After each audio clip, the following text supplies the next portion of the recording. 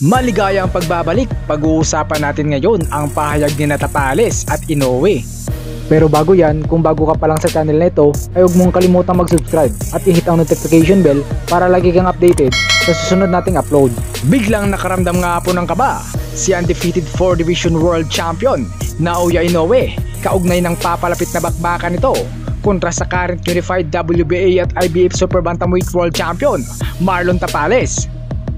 Sa isang panayam ay inamin nito mismo na ang sobrang kinakatakot niya daw sa laban niya kay Tapales ay dahil sinasabi daw kasi lagi ng lahat ng mga tao na nakapaligid sa kanya na napakasimple lang daw nakalaban si Tapales at magiging madali lang siyang mananalo sa kanilang laban. Saad ni Inoue na hindi niya daw itinuturing na madaling kalaban si Tapales, kaya naman mas dudublihin pa daw nito ang pag-iingat.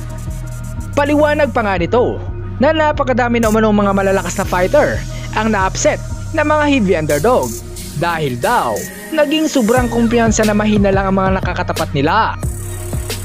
Kung inyo pa ngang matatandaan ay hindi nga po nakipagtitigan ang tinaguraang monster ng Japan kay Tapales sa kanilang face-off na naganap kahapon. Makikita na nakipagkamay lang ito sa ating pambato at biglang umalis.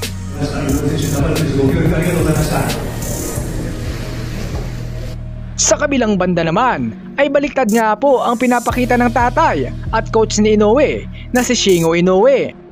Matapos niyang sabihin ng papa ni Inoue noong mga nakaraang araw na wala daw siyang nakita at naramdamang espesyal kay Tapales nang mapanood niya ito ng personal sa public media workout. At mas nakakatakot para ang huling nakalaban ng anak nito na walang iba nga kundi si Stephen Fulton. At muli nga po itong nag-angas at sinabing wala daw silang magiging problema sa pagtalo kay Tapales.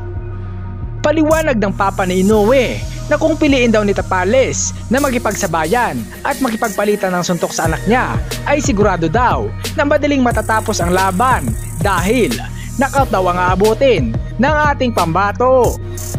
At kung sakali man daw, natatakbo-takbo lang naman umano si Tapales sa 4 na sulok ng ring sa gabi ng bakbakan, ay tatagal daw ang laban.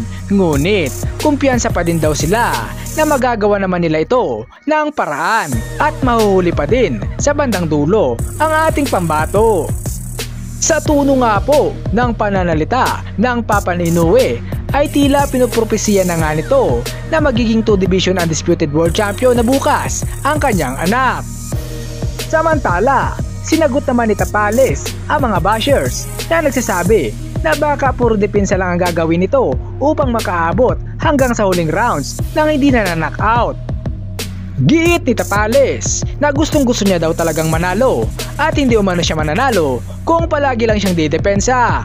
Paliwanag nito na maganda daw ang naging takbo ng kanyang pag-iinsayo, kaya alam niya umano kung ano ang bitbit niya dito sa Japan. Kaya naman, lalaban daw talaga siya ng gusto hanggang dulo at gagawin ng lahat para matalo ang tinaguriang halimaw ng Japan.